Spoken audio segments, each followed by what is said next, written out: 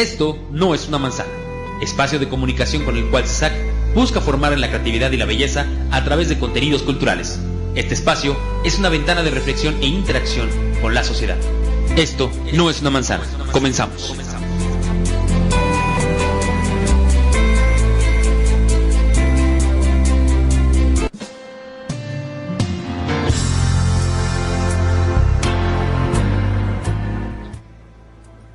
Buenos días amigos, bienvenidos a su programa Esto no es una manzana, que es un espacio del Centro de Estudios Superiores en Arte y Cultura, el CESAC. Hoy vamos a hablar sobre un tema muy interesante y divertido, que es jugar para aprender. Tenemos un gran invitado. Antes de eso, quisiera un poquito recordar lo que vimos la semana pasada. No sé si recuerden, estuvo por aquí el maestro José Antonio MacGregor y hablamos sobre la gestión cultural. Les recuerdo esto porque el 22 de septiembre el maestro MacGregor iniciará un seminario en gestión cultural. Se impartirá en las instalaciones de ProArt. Este seminario está avalado por el Instituto Queretano de la Cultura y las Artes y está certificado por la Secretaría de Educación. A lo largo del programa, después del primer corte, quizá en unos 20-25 minutos, vamos a obsequiar un libro y una beca del 20% para cursar este seminario. Así que estén atentos. Les voy a dar algunos datos donde pueden consultar la información del seminario y también estar en comunicación conmigo. Tenemos una página web que es cesac.mx, CESAC, CESAC. Un mail que es contacto@cesac.mx. Y les voy a dejar mi Twitter, que este será importante para la dinámica donde daremos esta beca y este libro. Síganme en Twitter en @chaverodavid. Entonces, ahora sí vamos de lleno con nuestro programa de jugar para aprender. Tenemos hoy un invitado muy especial. Trabajé con él algunos años, un gran amigo, es mi compadre, Arturo Ruiz. Bienvenido, ¿cómo estás, Arturo? Muy bien, Chavero, muchísimas gracias por la invitación. Y bueno, espero que el programa sea, como dice su nombre, muy divertido. Para que conozcan un poquito a Arturo, les voy a dar algunos datos sobre su labor profesional y lo que hace ya durante varios años.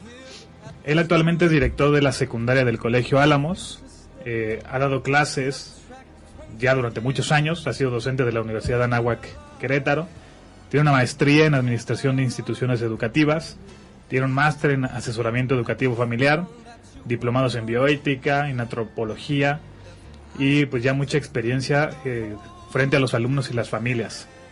Además, es esposo, está casado y tiene 4 hijos. Ahorita que leía esto, Arturo, me parece que cuando tú en la mañana te vas al Álamos a trabajar, pues podría ser eso más como un hobby y cuando regresas a tu casa empiezas a trabajar. ¿Esto es así? Bueno, pues mucha gente lo dice, ¿no? ¿Qué prefiere uno? Si estar en casa o estar en el trabajo. La realidad es que 4 niños, pues sí, te exigen mucho tiempo.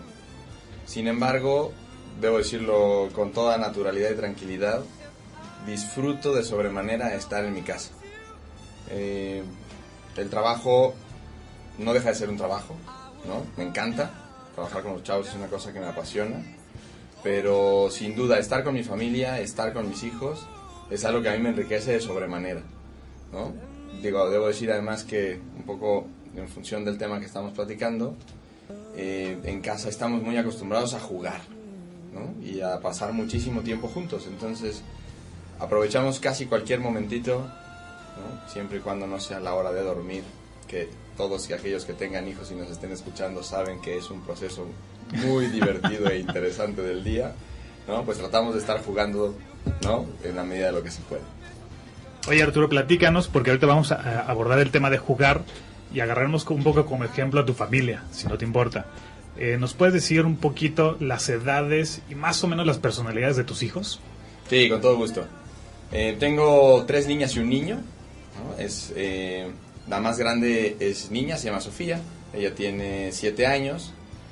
Es una niña muy curiosa, intelectualmente es interesante porque le gusta mucho aprender cosas, ¿no? Es un perfil quizá a veces raro en un niño de su edad y eso la hace que constantemente esté preguntando cosas, ¿no? Y y pregunta y quiere aprender algo nuevo.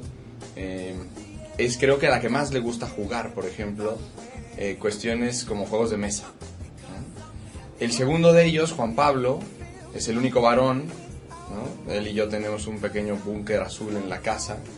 Él es un niño que tiene 4 años y es toda imaginación. A mí me encanta verlo jugar porque estando un poco solillo en casa, ¿no? Con sus 3 hermanas que les gusta un poco más la vida de las muñecas, Juan Pablo tiene una gran capacidad para meterse en el mundo de la fantasía y jugar muchísimo y disfrutar y jugar ese día que es un superhéroe. El otro día nos decía un detalle curioso, ¿no? Le preguntábamos que quién era él ese día y dice: papá, acuérdate que los miércoles toca el Capitán América, ¿no? Entonces ese es Juan Pablo, ¿no? Diana es más chiquita. Diana acaba de cumplir 2 años. Está apenas entrando en esta etapa en la que pues se dan cuenta y son conscientes un poco ya de los otros, ya no es todo el yo. Es una niña muy independiente, como tercera hermana, pues me parece que ha aprendido a vivir pues compitiendo un poco con los hermanos grandes, y eso la hace ser muy independiente. Es la más física de los 3. Creo que si alguno de mis hijos naturalmente tiene un poco de talento deportivo, podría llegar a ser ella. Y lo demuestra mucho en casa. Es la que más corre, es la que sube. Ponerle una resbaladilla es lo que podríamos hacer, ¿no?, más atractivo para ella. Y finalmente pues tenemos a Lisa que tiene solamente 6 meses, ¿no? Y es la que nos hace tener un poco más diversión a todos los demás, aunque ya todavía no podríamos hablar mucho de su personalidad. Muy bien. Oye, para empezar a abordar este tema de el juego como herramienta para aprender, tú y yo aquí ya, o sea, damos por hecho que eso es una verdad, pero un poquito la queremos explicar para todas las personas que nos escuchan. A través del juego podemos aprender virtudes, habilidades, contenidos, conductas, normas y varias cosas más, ¿no? Quizá en los primeros 5 años de vida de una persona, el juego es pues básicamente todo lo que hay y es importantísimo, ¿no? A partir de 6 años en adelante algo pasa. No sabemos si es cuando los chicos ya entran a la educación básica o qué sucede, que pareciera que el tema del juego se empieza a asociar con el ocio, con lo improductivo, con lo inmaduro, ¿no? Entonces, antes de irnos hacia allá, que es un poco tu área donde eres experto, que es los adolescentes, quisiera platicar un poquito, y por eso te preguntaba sobre tus hijos, sobre el juego en esta edad muy temprana, ¿no? Entonces, no sé si pudieras a nuestro público darnos algunos ejemplos a través de tu vida cotidiana con tus niños, de a qué cosas juegan y qué aprenden con ellas. Bien, antes de entrar un poco como a los detalles de los niños, me gustaría comentar nada más o reafirmar un poquito el paradigma del cual partimos, de que el juego es una forma de aprender. Es simplemente complementar de lo que estás comentando. Al nosotros tener del primer año de edad a los 5 años de edad, estamos hablando de un periodo en donde la mayoría de las virtudes se educan de manera más fácil ahí. Por ejemplo, el orden es una virtud que si nosotros la trabajamos de los 0 a los 3 años, entonces será mucho más fácil de educar que si la trabajamos ya cuando somos grandes, ¿no? Es evidente que un chico que ya es desordenado, un adolescente que naturalmente le cuesta el orden, que él logre volverse ordenado requiere un gran acto de fortaleza para lograrlo. En cambio, un niño pequeñito lo hace de manera natural. Junto con esta virtud del orden tenemos la obediencia, tenemos la sinceridad, tenemos ¿no?, algunas otras virtudes, la templanza, el autodominio, que se educan precisamente del primero al 5º año. De tal suerte que si nosotros desperdiciamos esa edad, entonces estamos desperdiciando el mejor momento para educar estas virtudes. Lo dijiste muy bien, los niños de esa edad solo juegan. Por lo menos incluso las cosas formales que hacen, las hacen jugando. Entonces el juego es la mejor manera para educar estas virtudes trascendentales que los guiarán para el resto de su vida, ¿no? Poniendo ya el tema a lo mejor de algunos ejemplos en casa. Pero, y que además esto de enseñarles virtudes a través del juego es por imitación, ¿no? Es decir, ellos van a un poco a copiar o imitar lo que el papá o la mamá haga. Es decir, no puedo yo pretender que mi hijo empezó a formar el orden cuando yo en casa no lo soy, ¿no? Entonces un poco creo que va de la mano el ser, es decir, enseñar con lo que somos, ¿cierto? Así es, y digo, hay muchas frases que hablan de esto, ¿no? O sea, la mejor educación es la que se hace con el ejemplo. Y aquí vendrá un tema que seguramente platicaremos un poco más adelante, que es trascendental, y es que los papás tienen que jugar con sus hijos. Que qué difícil es. Que es muy porque complicado. Es agotador. Claro, y además uno llega del trabajo, y lo decías hace rato, ¿no? O sea, uno va al trabajo, estás todo el día en la chamba. Además, en México la verdad es que las jornadas de trabajo son largas. Llegas cansado a casa, ¿no? Pues muchas veces lo que quieres es acostarte a leer un rato, a ver la tele, a descansar, y tienes a 2, 3 niños diciéndote, oye, juegas conmigo, ¿no? Y la verdad es que es un acto de voluntad enorme. Heroico muchas veces, ¿no? Pero qué valioso es, ¿no? O sea, cuando el papá juega con sus hijos, entonces se da ese binomio en donde el ejemplo y el juego educan por sí mismos a los niños, ¿no? Entonces, creo que es el mejor momento para aprovechar con familia, ¿no? Los fines de semana, muchas veces hablamos del tiempo de calidad, no de cantidad. Quizá un papá podría decir, oye, no puedo yo jugar con ellos entre semana. Bueno, sábado y domingo tiene que ser la gran oportunidad, ¿no? Pero bueno, pues ya está, ¿no? Y lo que decías del ejemplo, pues hay que pensar en los primeros juegos de las niñas, ¿no? O sea, las niñas chiquitas piden increíblemente una escobita y un trapeador, ¿no? A mamá, porque quieren imitar lo que hace mamá en casa, ¿no? Y que no se trata de enseñarles a barrer o a trapear. Exactamente. Sino a ser serviciales. Por supuesto. ¿No? Y que además ni siquiera se les dice que vamos a enseñarles a ser serviciales. Claro. Simplemente el que ellos lo repitan es una manera de aprenderlo, ¿no? Y eso es lo divertido, que al final la educación va en todo lo que hacen, ¿no? Y no tiene que haber una intencionalidad clara, ¿no? Hay algunas familias que luego preguntan, oye, dame un juego educativo. Cualquier juego es educativo. Cualquier momento que pases con tu hijo será educativo, ¿no? No tiene que haber, ¿no? Alguna vez pensábamos, ¿no? Y cuando hablemos de los juegos de mesa, creo que tendremos oportunidad de repasar algunos, ¿no? Pero muchas personas dicen, un juego educativo, el maratón, nada más. No, es un juego de cultura general y puede ser muy bueno, pero no tiene que ser un juego de preguntas y respuestas para que sea educativo para un niño, ¿no? José Antonio Alcázar, un gran profesor español, decía que el mejor juego es jugar con un niño de 2 años o 3 años a las escondidillas con sus juguetes. ¿Y dónde se esconde el juguete? En el cajón donde van guardados. Y entonces le dices, ve a buscar tu juguete, y entonces el niño de 2 años sale corriendo y lo encuentra siempre en el mismo cajón, que es el lugar donde va ordenado. Finalmente el niño sabrá y aprenderá que ese es el lugar del juguete. Y no necesariamente tienes que estar trabajando con él y decir, a ver, vamos a aprender dónde van tus cosas, ¿no?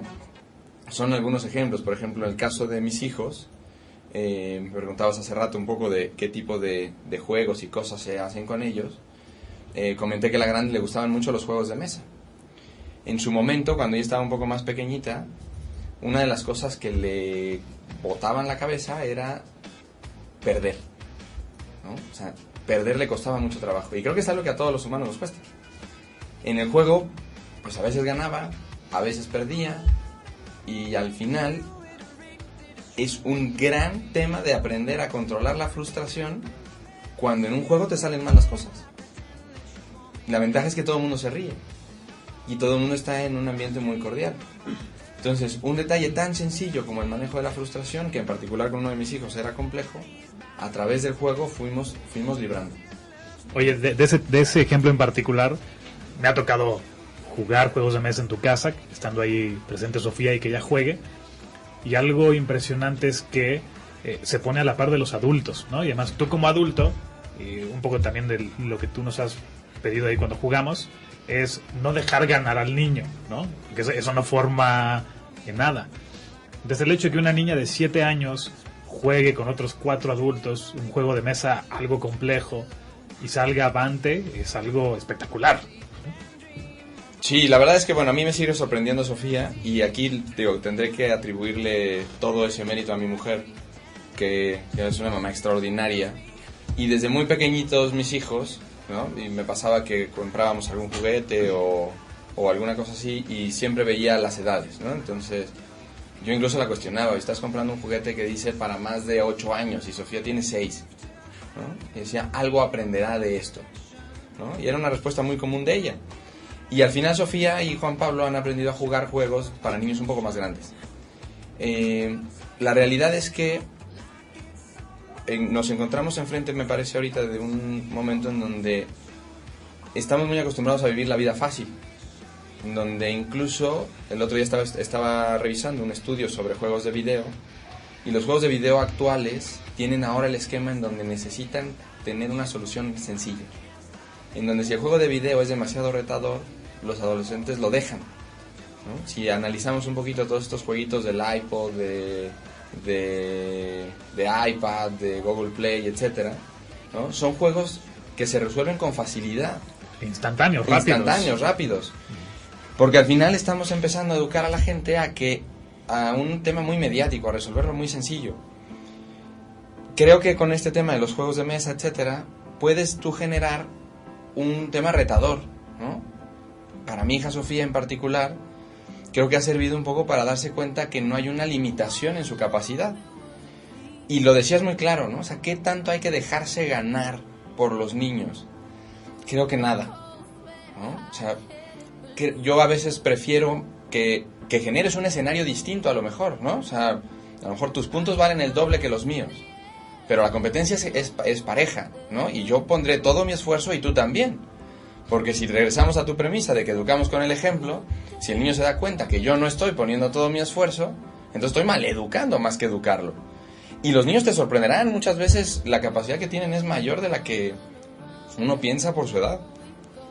Oye, ahora, bueno, con Sofía nos mencionas el tema de los juegos de mesa. ¿Qué pasa con Juan Pablo? ¿Qué juegas con él? Mira, Juan Pablo empieza ya ahorita a meterse en algunos temas de juegos de mesa y cosas de este tipo, que creo que siempre serán una buena alternativa, y por eso incluso creo que al rato en el programa, David, nos vas a prestar un espacio para platicar de ellos en particular. Pero por ejemplo, con Juan Pablo hemos trabajado mucho ahorita un esquema de imaginación, ¿no? Una de las cosas que a mí me gustan más en los niños es esa gran capacidad de imaginar, ¿no? Mi abuelo comentaba algo que a mí me gustaba mucho, que decía que la mente humana es el medio de transporte más rápido que tenemos, ¿no? Porque al final yo en este instante puedo estar sentado en las pirámides de Egipto, ¿no? Y no hay ningún problema. Y cuando tú lo ves en un niño, te das cuenta que para ellos no hay una limitación en esa capacidad de imaginación. Mucho de lo que hacemos él y yo en el día cuando estamos juntos es esto, ¿no? O sea, agarrar un poco el juego de rol, ¿no? Hay un esquema que a mí me encanta que ha agarrado él, ¿no? Siempre personificar, por ejemplo, a un caballero o a un héroe, pero hay que darle ciertos matices de cómo quieres que sea ese héroe. Entonces esta imagen del caballero para él, que ahorita además le acaban de regalar un disfraz de caballero que le gusta muchísimo, creo que le ha ido ayudando a ganar en virtudes, ¿no? Parece que no, pero el otro día estaban jugando con sus hermanas, etcétera.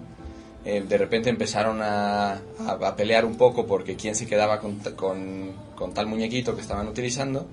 Y Juan Pablo dice: papá, un caballero tiene que prestar las cosas, ¿verdad? Sí, Juanpa, ¿no? Y entonces le dejó el juguete a su hermano. Entonces, ese juego de rol tan sencillo, en donde, claro, peleamos contra los malos y los vencemos y todo esto, ¿no? Creo que ayuda a Juan Pablo a tener esa mente muy ágil, ¿no? En el tema de las capacidades intelectuales de los niños, creo que la imaginación es lo que los puede llevar a más, ¿no? En particular, ahorita nos acaba de llegar a casa, se lo regalaron sus tíos, un jueguito muy bonito en donde ellos tienen que ir haciendo una historia. Entonces, a través de tarjetitas van sacando distintos personajes y entonces ese personaje lo tienen que ir metiendo a la historia. Entonces, Juan Pablo, que es el que tiene esa capacidad de imaginación más desarrollada, muchas veces es quien mejor va desempeñándose en el juego, ¿no? Y acaba siendo historia, tío padre. Oye, Arturo, nos tenemos que ir a un corte. Ahorita que volvamos te voy a hacer una última pregunta con Juan Pablo y luego nos vamos con tus otras dos chiquillas. Regresamos enseguida. Amigos, estamos de vuelta en su programa Esto no es una manzana. Hoy estamos hablando de jugar para aprender. Antes de seguir con el tema, tengo que hacer un par de comerciales. Primero tengo que mandarle anuncios sobre nuestro seminario en gestión cultural. Este seminario inicia el 22 de septiembre en las instalaciones de ProArt, acá en Jardines de la Hacienda. Y ahorita vamos a regalar una beca del 20% para que curses este seminario o un libro que se llama La ciudad y los perros, de Mario Vargas Llosa. Así que envíanos un Twitter, mi Twitter es Chavero David, la respuesta es muy sencilla. La pregunta es: ¿cuántos hijos tiene Arturo Ruiz, que lleva con nosotros unos 20 minutos en el programa? Entonces mándame la respuesta por Twitter, cuántos hijos tiene Arturo, y dime si quieres la beca o quieres el libro. Sencillísimo. Y aprovecho también para mandarle saludos a Vanessa Izquierdo, mi esposa, una gran mujer que me está escuchando ahorita. Muchos saludos para mi señora, te quiero. Y ahora sí, regresamos a Arturo. Ahorita que estábamos en el corte me quedaba yo con una idea de alguna vez platicaba con un papá y que tenía hijos de esta edad, ¿no? Y un poco me decía que su intención era que sus hijos fueran lo más rápido posible independientes, que se valieran por sí mismos. Entonces, una de las cosas que él hacía era intentar no tener tanto contacto físico o no jugar tanto con el chico para que no hubiera como apego y que él se volviera más independiente. ¿Esto funciona así, Arturo? Mira, para contestar un poquito me voy a basar en la experiencia de una especialista en afectividad ecuatoriana, María Judith Urriaga, que habla precisamente sobre el tema de la afectividad en el desarrollo tanto de los niños como de las niñas. Está estudiado que la afectividad en los niños está más bien educada por el padre, por el varón. La madre educará todas las demás virtudes, ¿no? La mamá es quien está pendiente y estará como más centrada en el día a día con los niños, y por esa razón pues todas estas virtudes como obediencia, sinceridad, etcétera, van saliendo un poco de la mamá. En el caso de la afectividad, el papá tiene un rol fundamental. El primero es porque el varón aprende sobre todo por imitación la afectividad, de tal suerte que buena parte de lo que él aprenda será a través de la imagen paterna. Cómo trata a mamá, cómo trata a las hermanas, su forma de comportarse, su vocabulario, etcétera, será súper determinante para él. Y podríamos hacer un programa completo sobre esto, ¿no? Pero sin el afán de ser exhaustivos en el tema, podemos ver que de inicio, en los primeros años de edad, la forma de educar la afectividad en los niños es al estilo papá. Agarrándolo, echándolo al lomo, haciéndole cosquillas, aventándolo a la cama, haciéndole bolita, etcétera. Porque al final el varón, en su forma de ser varón, no deja de ser un poco más tosco, un poco más físico, ¿no? Y incluso se nota mucho en los adolescentes ya después esta repercusión. O sea, cuando tú ves un abrazo entre dos mujeres, las mujeres se abrazan de frente. Las mujeres cuando hablan de frente. Cuando dos varones se abrazan, incluso cuando papá abraza a su hijo, lo abraza de lado.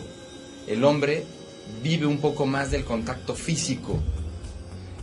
Es una relación hombro a hombro. De tal suerte que si el papá entonces se aleja por completo de los niños, con el afán de que se vuelvan independientes, estamos poniendo en riesgo ese desarrollo de la afectividad del niño, ¿no? Un gran juego, preguntabas hace rato, ¿no? Con Juan Pablo, por ejemplo. O sea, siempre un gran juego para los niños es jugar luchitas. Y para las niñas, también. O sea, papá también puede jugar un poco luchitas con ella y no pasa nada. Al contrario, ¿no? O sea, les viene muy bien. Esa cercanía con papá les viene muy bien. La niña, por el contrario, cuando crezca, la niña no aprende por imitación la afectividad, sino aprende por admiración. La niña debe admirar a su padre, de tal suerte que ella busque, posteriormente, a una persona similar a él, ¿no? No es raro que dicen por ahí que los novios pues se parecen al papá, ¿no? No físicamente, pero sí en el temperamento. Oye, y bueno, esto es importantísimo, ¿no? Sobre todo quizá de repente a los papás varones, pues nos da un poquito de miedo meternos con los hijos, ¿no? Quizá delegamos esto un poco a la esposa mientras nosotros chambeamos. Pero como dices, es básico pues, meterte de lleno y jugar muchísimo, ¿no? Claro, y que eso es lo que mejor hacen los papás, ¿no? Hace poquito platicábamos ahí en el colegio, ¿no? Con precisamente los grupos de séptimo y octavo, esa importancia de la presencia del papá en casa. Y decíamos, ¿y qué sabe hacer el papá mejor que mamá? Jugar.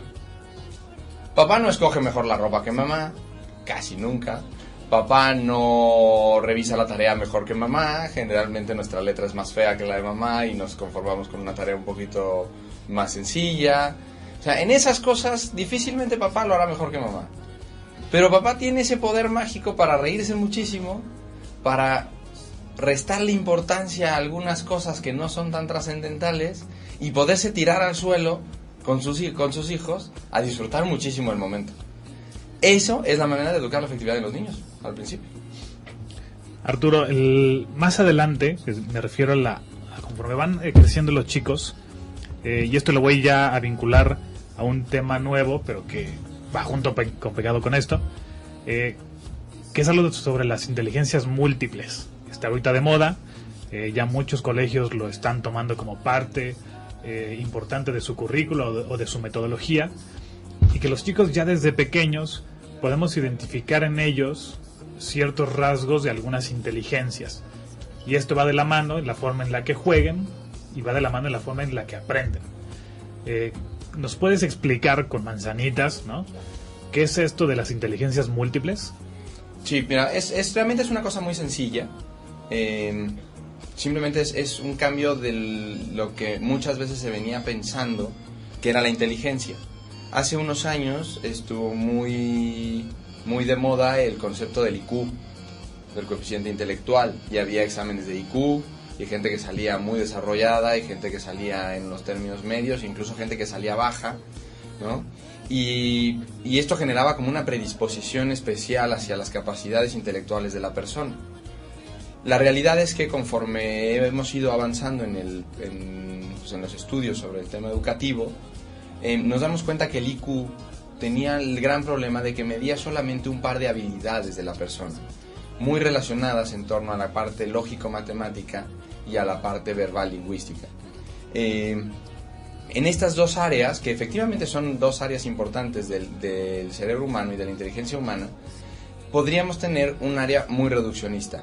Y no era raro que muchas veces aquel compañero de nosotros que salía pésimo en la escuela, pues acabara siendo tremendamente exitoso en su vida laboral o en su vida familiar. ¿Por qué razón? Pues porque, claro, esa persona tenía muy desarrolladas otras capacidades y otras habilidades que no medía el IQ. Y que incluso los sistemas educativos actuales a veces dejamos un poco de lado. Entonces, ¿qué son las inteligencias múltiples? Se ha visto que el ser humano tiene, aparte de estas dos que ya mencioné, que ciertamente existen, otras 5 inteligencias que tendremos en distintos rangos de desarrollo, ¿no?, cada una de ellas. ¿Cuáles son estas?, ¿no?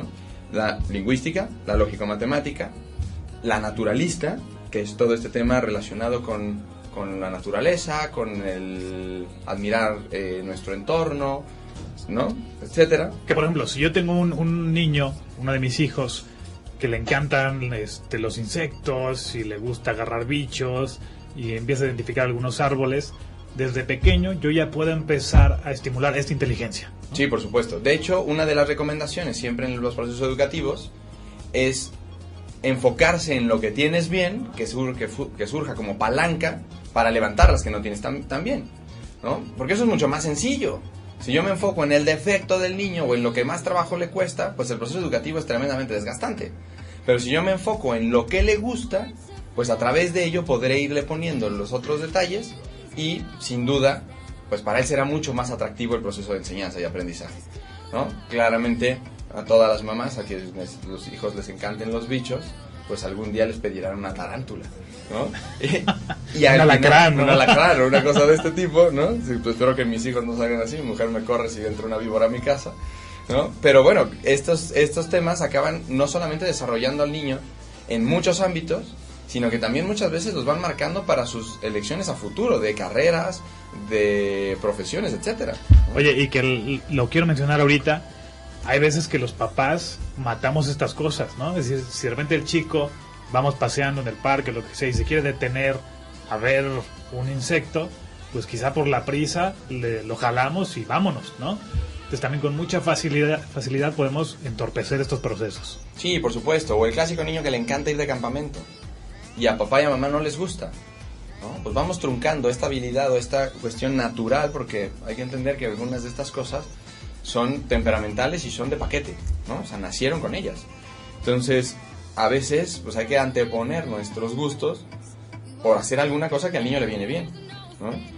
Este creo que es un ejemplo muy claro, ¿no? O sea, los niños que pueden estar todo el día metidos en el cerro, ¿no? Y, en el baldío. En el baldío de al lado, y están agarrando hormigas y están checando las hojas y agarran los hongos. Y hombre, pues hay que ser cuidadosos, pero bien orientados se puede desarrollar una cosa súper interesante, ¿no? Y la verdad es que muchas veces en nuestra cabeza decimos, oye, esto simplemente es una afición rara que tiene, ¿no? En vez de decir, es un gran potencial que puede desarrollar, ¿no? Dentro de estas mismas inteligencias, por ejemplo, curiosas, la visual espacial y la corporal kinestésica, nos hacen niños muy inquietos, que corren, suben, patean una pelota, ¿no? Que tienen un talento físico extraordinario, y muchas veces lo limitamos porque es un niño desordenado. Y lo que tenemos que hacer es orientarlo.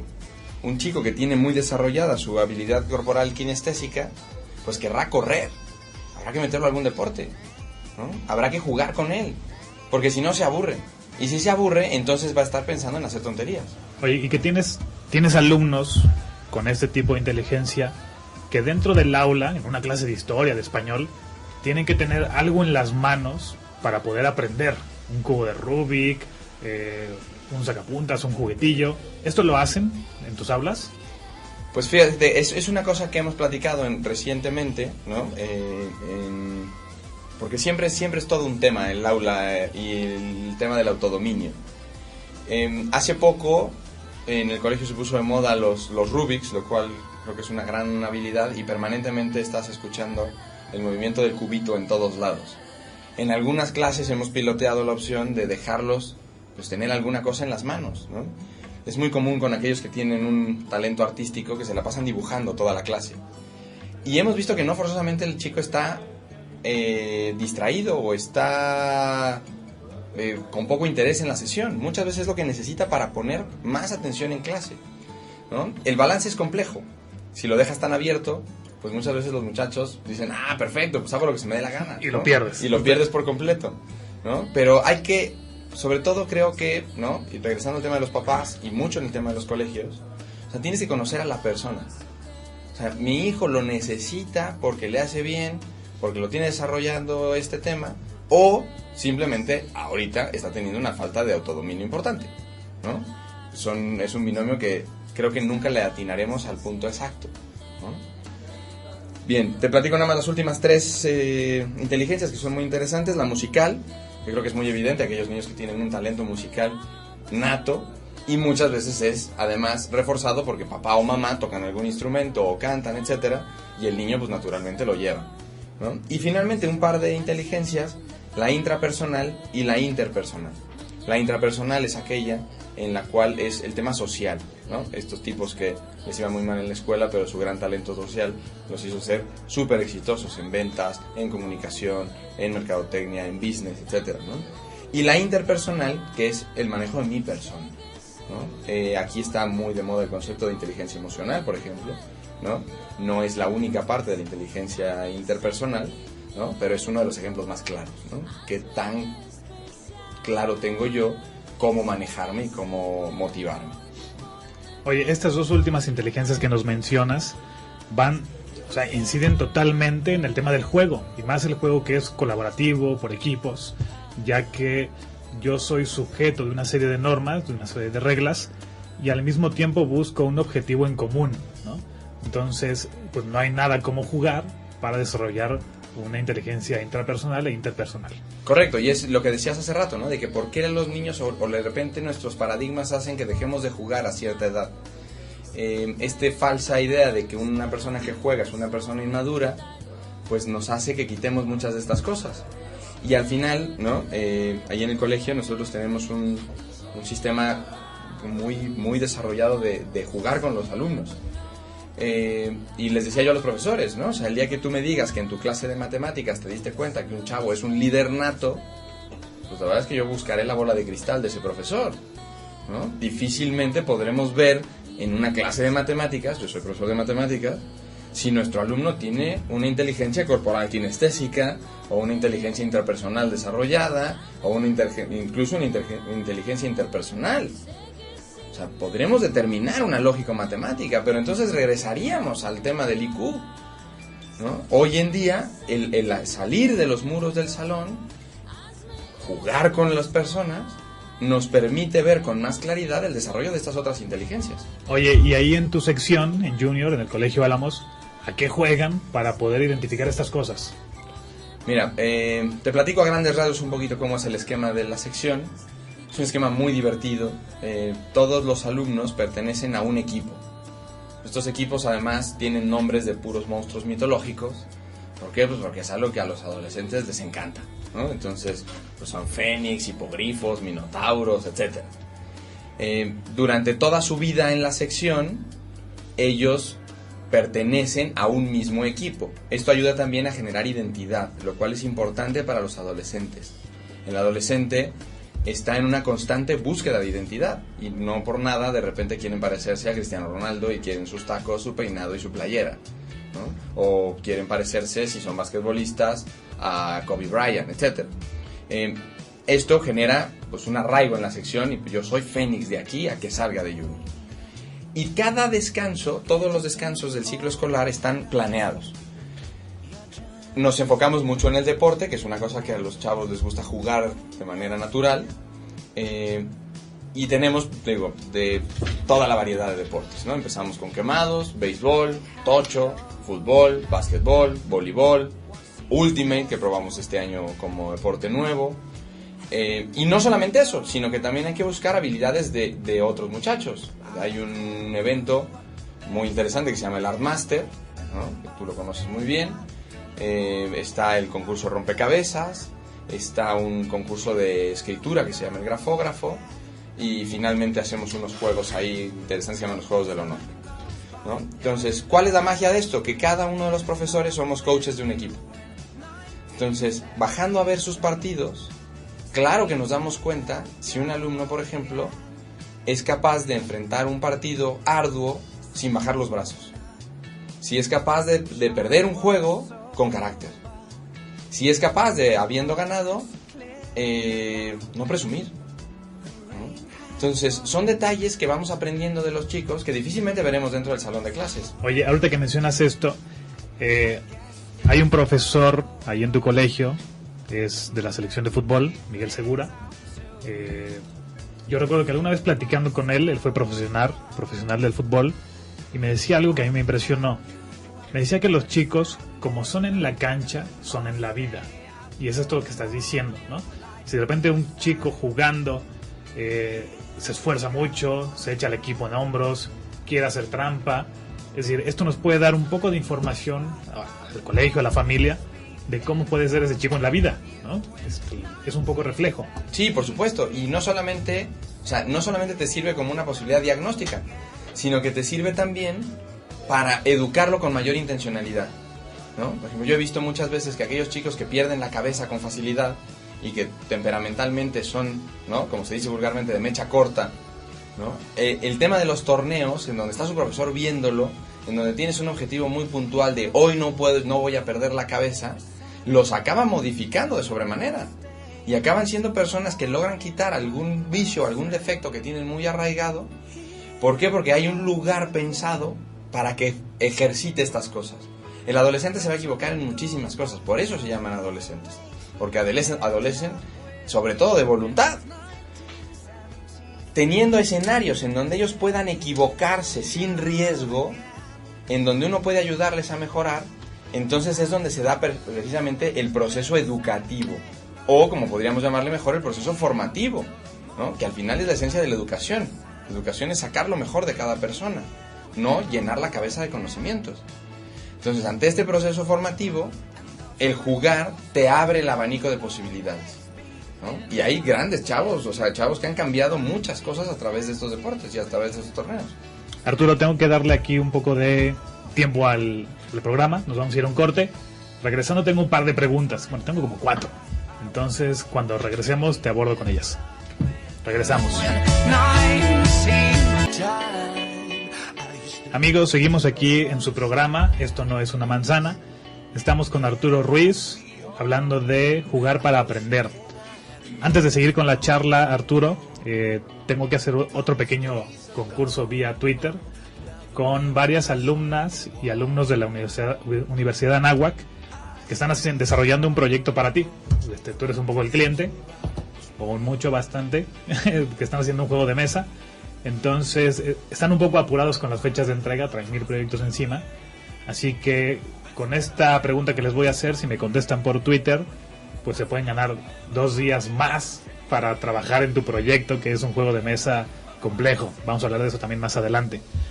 Entonces, para que puedan entregar su proyecto el día jueves, de este jueves en 8, por favor envíenme por Twitter 2 de las 8 inteligencias múltiples que mencionamos hace un momento.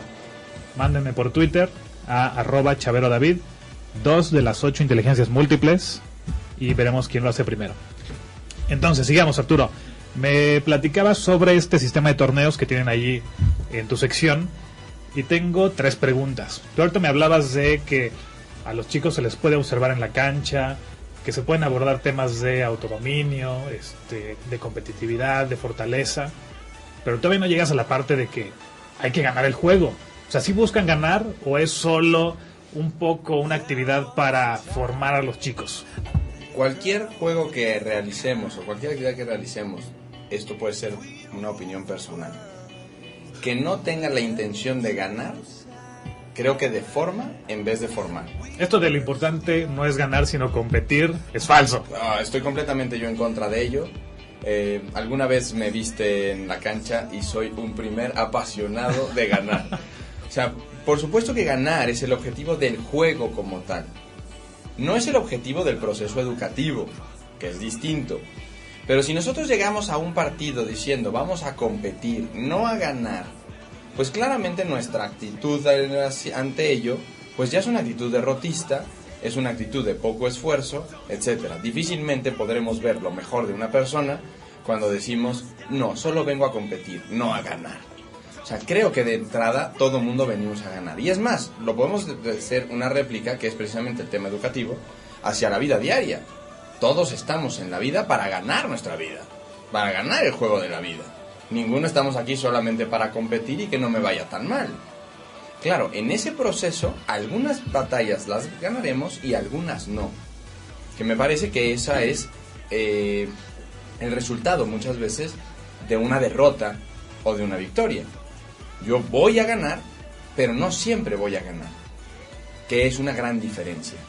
Y ante el no ganar, eso tendría que repercutir en mí una serie de actitudes que me hagan modificar lo que he hecho mal. Y es ahí la enseñanza del perder. Si la derrota a mí no me cambia o no me genera una diferencia en mi actuar para la próxima vez, entonces no valió de nada esa derrota.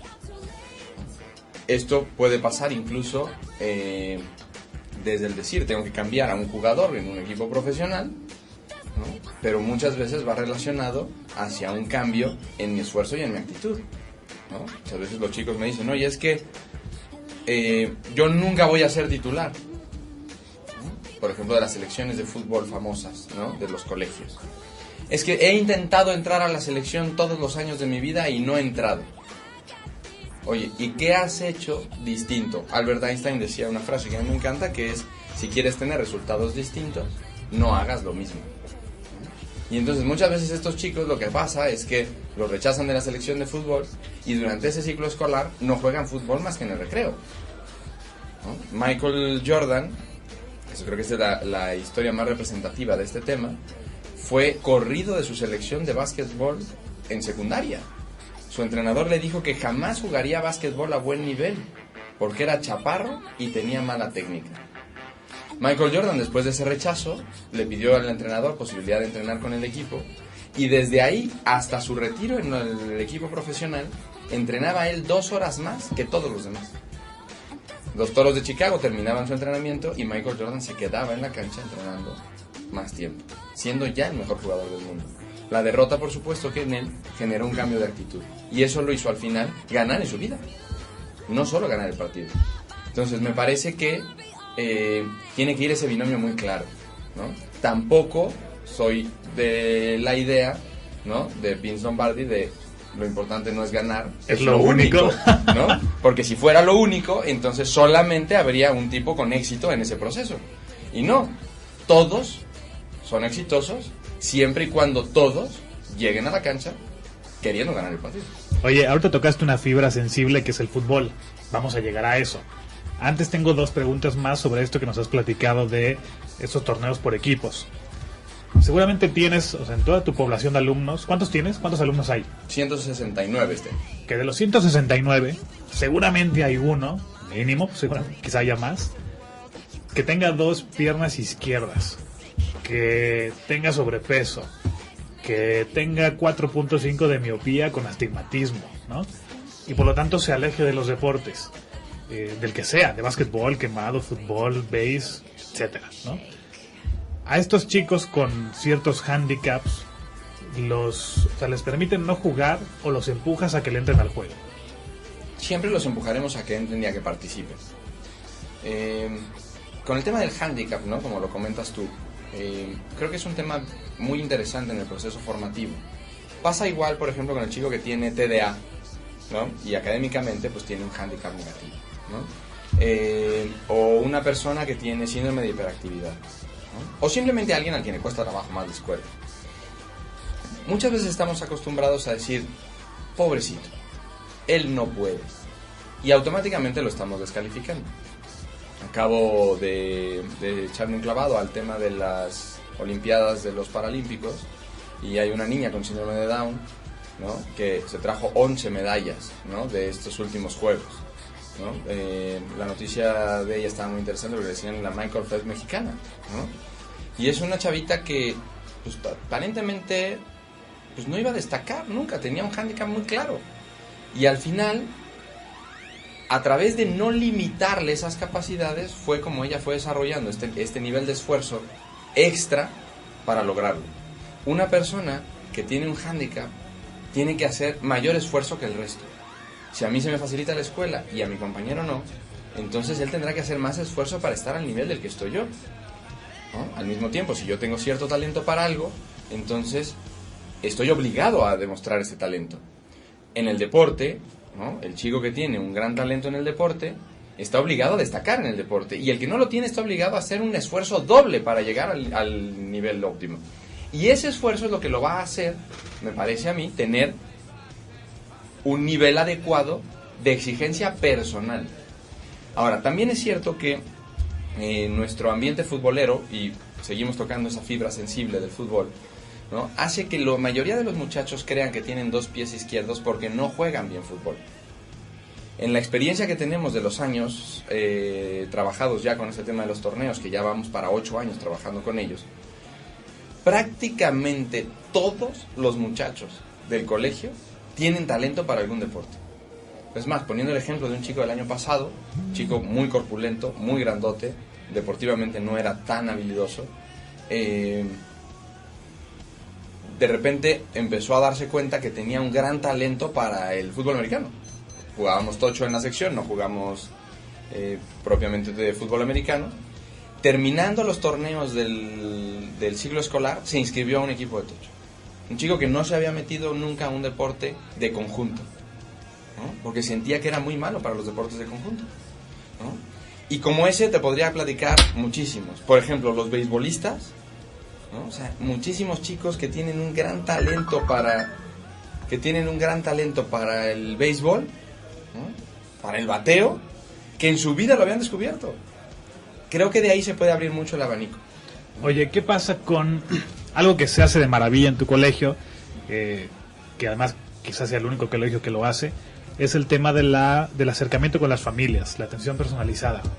¿Qué pasa cuando llega un papá contigo y te dice, oye, es que Chaverito es bien malo para el deporte, y yo creo que si lo metes a tu torneo le va a bajar la autoestima, por favor no lo metas? ¿Qué haces? Bueno, en primera instancia, ¿no?, hablando un poquito del tema de la afectividad y de todo esto que hablábamos antes, ¿no?, un alumno, lo más importante para un alumno muchas veces es la aceptación de sus padres, ni siquiera del resto del mundo, ¿eh? O sea, un chavo puede reprobar 2 materias y platicárselo a sus cuates y reírse con ellos. Platicárselo a su profesor y decirle, híjole, pues le voy a echar más ganas la próxima vez. Pero llegar a casa y enseñárselo a su papá y a su mamá, eso lo pone a temblar. No por el regaño que puede venir, sino porque claramente no ha cubierto las expectativas de su padre y de su madre. En particular, los varones de papá. Cuando un papá nos llega con esa actitud, hay que hacerle ver un poco el daño que le está haciendo a su hijo en el tema motivacional. O sea, cuando el papá ha ya desacreditado las posibilidades de su hijo en algún tema, es muy difícil que el chico salga adelante. Entonces, lo primero que hay que hacerle ver al papá es que él está para apoyarlo, no para frenarlo. Segundo, ante la gran posibilidad del fracaso, ¿no? Recientemente he estado yo trabajando un poco con esta teoría, ¿no? Precisamente de la educación en el fracaso. Hoy en día estamos en un momento en donde todo queremos que sean exitosos nuestros hijos, y entonces que sea el campeón de oratoria, que sea el campeón de poesía, que sea el campeón de matemáticas, que sea el campeón de taekwondo, y si hay alguna cosa que no hace bien, en esa no lo metas porque no va a ser el campeón de esa cosa. La realidad es que en el juego de la vida vamos a perder muchísimas veces. Entonces, ¿qué pasa con un chico que está acostumbrado a ganar siempre? El día que pierde, el día que la vida le da un golpe y tiene una derrota inminente enfrente, entonces no sabe levantarse y no sabe pararse de esta, ¿no? Con los chicos pasa lo mismo. El deporte es un gran momento para ello. Y si no soy bueno, todavía más, ¿no? Y además ahí entra precisamente el perfil de lo que se busca en el deporte. Hemos visto nosotros en estos años que los mejores deportistas no son forzosamente los más talentosos, sino los más esforzados. Entonces, muchas veces un muchacho de estas características, si empieza a poner algo de esfuerzo, empieza a lucir claramente en su equipo. Y empieza a ser más deseable por su equipo que aquel que tiene mucho talento pero no da el 100%. El chico acaba descubriendo que en la vida es mucho más importante el esfuerzo que el talento, ¿no? Alguna vez una campaña de Tiger Woods en el tema del golf decían de manera como muy concreta que para ser un gran deportista necesitas 30% de aptitud y 70% de actitud. Oye, nos preguntan ahorita por las redes sociales, y que además lo íbamos a abordar, el tema del fútbol, ¿no? Y un poquito lo que nos preguntan es, por cómo está construido y vendido el fútbol en nuestro país, que si no de repente puede ser un deporte que deforme a los que lo practican, en lugar de formarlos, ¿no? Un poquito nos dicen que cuando tú ves el deporte, un partido de fútbol en la televisión, de entrada tú nunca ves los entrenamientos, ¿no? Solo ves el partido, que como el de ayer fue malísimo. Y tú en tu partido de fútbol, pues ves jugadores que se echan un clavado, ganan un penal y pasas a una siguiente ronda. O ves un jugador que le da un jalón de la playera al otro, lo alcanza, le roba el balón y el árbitro no lo vio. Es decir, hay muchas circunstancias dentro del juego que te permiten tomar ventaja a partir de una falta de ética o de un acto ilegal, ¿no? ¿Cómo tendría que ser el fútbol o cómo se tendría que entrenar para que sea una actividad formativa? Mira, en este tema, en primera instancia me declaro que no soy experto, ¿no? Gracias a Dios no soy experto en el fútbol, ¿no? Sin embargo, como dice Jorge Valdano, el fútbol, ¿no?, es lo más importante entre las cosas menos importantes, ¿no? Entonces, y lo dice un hombre futbolero. Lo dice un hombre futbolero, ¿no? O sea, la realidad es que el fútbol es una cosa que apasiona al ser humano. Parte, me parece a mí, del problema, platicando el otro día con algunos expertos, porque este no es comentario mío, ¿no? Hablaban precisamente de que parte del fútbol y de la idea que tiene el fútbol para generar ambiente es justo este tema de polémica que existe siempre alrededor del fútbol y que cada vez existe menos en torno a los otros deportes. ¿Por qué? Muchas veces preguntamos, ¿no? O sea, ¿por qué no hemos hecho la repetición instantánea? O sea, México habría sido ya campeón del mundo si existiera repetición instantánea, decimos los mexicanos, ¿no? Y poder hacer revisión de jugadas, etcétera.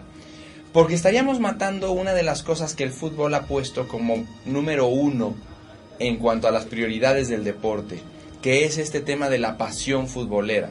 Con esto no estoy validando que esto sea lo mejor. Desde mi punto de vista no debería de ser así. Porque ante esa pasión futbolera complicamos la vida de muchos de nuestros alumnos en el proceso de futbolistas.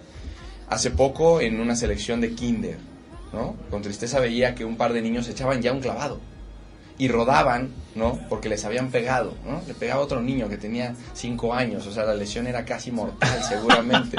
Pero claro, están replicando lo que ellos ven en la televisión. Este afán que tiene el fútbol de generar esta gran pasión, esta polémica, esos gritos en la porra, etcétera, pues en el proceso educativo nos vamos cargando un poco a los niños. Decías, ¿cómo tendría que ser el fútbol para que esto no pasara? Pues difícilmente yo veo que podamos cambiar la maquinaria del fútbol mundial, ¿no? Y el próximo mundial y ahorita las eliminatorias y incluso con partidos tan malos como el de ayer, polémica hay, ¿no? Sin embargo, creo que sí podemos cambiar en los primeros pasos de este tema. ¿Y a qué voy? Las selecciones de fútbol de los colegios. O sea, una cosa que a mí me deja mucho que desear es la actitud de los padres ante los partidos de fútbol de sus hijos. ¿Qué más? En un partido de fútbol de esta naturaleza tienes un árbitro, pero tienes 30 entrenadores, ¿no? O sea, hay 2 entrenadores y otros 29, 28 en la tribuna. Por supuesto, ¿no? Digo, nos pasa en el fútbol profesional, ¿no? Estamos viendo el partido, ¿no? Y por supuesto que gritamos, ¿cómo hiciste este cambio? No puede ser, ¿no? O sea, todos somos expertos en el fútbol. Eso no pasa en los otros deportes. Nadie se siente experto en el béisbol o en el básquetbol, a menos de que lo haya jugado en su vida. Entonces esos 2 entrenadores podrían convertirse en 3, 4 quizá. A lo mucho. En el fútbol todo mundo es experto. Entonces todos los papás sugerimos, todos los papás gritamos. A todos los papás nos parece mal marcado el fútbol. Hace poco en un torneo del colegio, una persona les daba una charla a los alumnos al inicio y les decía un comentario que a mí me encantó. Dice, ¿qué creen? Me acabo de enterar que los árbitros la traen contra ustedes. Tenía enfrente a todos los equipos del torneo, ¿no? Era un poco como ponernos el paradigma de decir, el árbitro se va a equivocar. Sin embargo, nosotros como adultos vamos educando al niño a gritar en el partido, a centrarlos en el árbitro, a centrarnos en el error y no a centrarnos en lo que verdaderamente vale la pena del deporte. A un entrenamiento más fuerte, a una actitud más fuerte, ante una patada que no se ha marcado, no gritarle al árbitro, sino pararme y perseguir la siguiente jugada con más intensidad. Cosas que incluso cuando uno platica con otros deportistas de otras disciplinas, pues te das cuenta que los golpes y estas cosas son incluso más fuertes que las del fútbol, ¿no? Pero están acostumbrados a guardar silencio. Entonces creo yo que cómo tendría que ser el fútbol, pues de inicio, de parte de nosotros los adultos con nuestros hijos, algo que nos inspire a ir a ver el esfuerzo de nuestro hijo y no ir a ver el resultado. Con esto no estoy invalidando lo que dije anteriormente. Vamos a ganar, pero vamos a ganar a través del esfuerzo, no a través del clavado, no a través del error, no a través del berrinche, no a través del gritarle al árbitro. Oye, recuerdo hace algunos, bueno, tú y yo nos gusta el tema del fútbol americano. Recuerdo mucho alguna vez en un pequeño reportaje en la televisión, veía la parte de un entrenamiento de los empacadores de Green Bay, cuando todavía estaba el general Brett Favre. Y me acuerdo mucho que en esa sesión del entrenamiento estaban ensayando una corrida, ¿no? Una cosa sencillísima. Agarra la bola el mariscal de campo, la pichea al corredor, da vuelta por la derecha y ya está, ¿no? Por alguna razón no salía a la perfección o como el entrenador lo esperaba. Y en ese entrenamiento dijo, no nos vamos a ir de aquí hasta que lo hagamos 10 veces seguidas bien, ¿no? Ese entrenamiento empieza a las 9 de la mañana y se van de ahí a las 5 de la tarde, ¿no? Podríamos pensar en la forma de entrenar como algo así. Pues sí, la realidad es que alguna vez leíamos un artículo que se llamaba precisamente ¿por qué el futbolista no es un deportista de alto rendimiento? Con esto no quiero hablar en particular de los futbolistas, creo que hay muchos futbolistas que son unos extraordinarios deportistas. Sin embargo, hablo un poco más bien de cómo surge el futbolista como tal. Los deportes como el fútbol americano, el básquetbol, el béisbol, que requieren de una habilidad muy particular, de meter una canasta, de batear una pelota, etc., requieren de un entrenamiento muy detallado, de muy largo plazo, para poder lograrlo.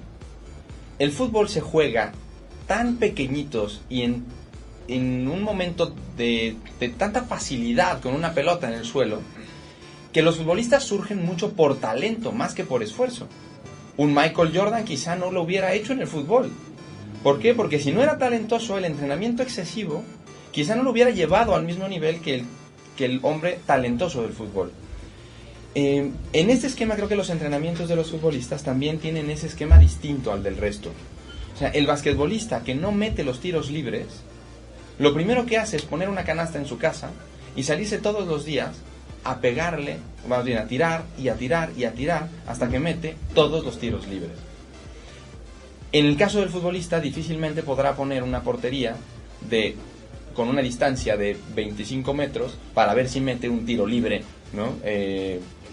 Todos los días en su casa. Entonces los entrenamientos van funcionando de forma distinta. Y la otra cuestión que también es complicada es el tema del protagonismo en el fútbol. El delantero, el goleador, lleva un protagonismo espectacular. En otros torneos, en otros deportes, ¿no? A mí me encanta la película de Honor y Carácter, ¿no? Recomiendo muchísimo que se vea para ver todo el tema del fútbol, que habla sobre el tema del rugby y es precisamente sobre un chavo que es totalmente protagónico en su equipo, por circunstancias de la vida, lo mueven a otro equipo y deja de ser ese jugador espectacular. Y habla precisamente del perfil de equipo. El perfil de equipo, ahorita hablabas del fútbol americano, es impresionante. O sea, incluso voy adentro de un traje que imposibilita a cualquier persona el verme. Funciona el equipo. No funciona el liniero, el centro, el core, ¿no? O sea, y se ha dicho muchas veces, un core sin una buena línea no es nada, ¿no? El último campeonato de Peyton Manning, siendo el mejor quarterback desde mi óptica, ¿no?, de la historia, la gana la defensiva, no la gana él y su ofensiva, ¿no? Entonces, creo que el restar protagonismo a los deportistas viene muy bien, ¿no? Y ya lo he comentado en algunas ocasiones también ahí en el colegio, y a mí me encanta la frase de Alfonso Aguiló, que dice que hay que premiar mucho más el esfuerzo que el talento, porque lo primero llena de motivación y lo segundo de soberbia. Muy bien, Arturo, nos vamos a ir a un corte. Antes de irnos, nos contestó una de tus alumnas de la Nahua, que está haciendo este proyecto de juego de mesa. Así que su entrega, que se movió 2 días más, tendrán más tiempo, es para @ashkadr, ashkadr, ¿no? Después del corte vamos a hacer una segunda pregunta para que también otro equipo pueda beneficiarse de unos días más. Regresamos después del corte. Amigos, estamos de vuelta en su programa Esto no es una manzana. El día de hoy estamos platicando sobre jugar para aprender con nuestro invitado Arturo Ruiz. Antes de seguir con el tema, tenemos otra pregunta para las alumnas de la Universidad de Anáhuac Querétaro que están desarrollando un proyecto de juegos de mesa con Arturo. Vamos a dar otros 2 días más para su fecha límite de entrega. Entonces, vía Twitter hay que contestar la siguiente pregunta: ¿para cuántos jugadores es el juego Seven Wonders? Otra vez, máximo cuántos jugadores pueden jugar este juego de mesa que se llama Seven Wonders. Mándenmelo por Twitter a @chaverodavid y habrá días más para su entrega. Estamos pendientes. Arturo, seguimos. Estamos hablando del deporte, del fútbol. Nos llegó una pregunta a través de las redes sociales. Nos pregunta una mamá qué puede hacer ella en casa para que el día a día, en lo cotidiano, sea una cosa más lúdica. Ok, no soy mamá, así que espero que lo que conteste sea factible para las mamás. Creo que la primera cosa, habría que ver si son niños pequeños o niños grandes, pero creo que la pregunta podría ir más dirigida hacia niños chiquitos. La palabra jugar es mágica para los niños. O sea, basta con decirle a un niño, vamos a jugar para tener total y absolutamente su atención. Incluso les podemos decir, vamos a jugar a recoger el cuarto, ¿no?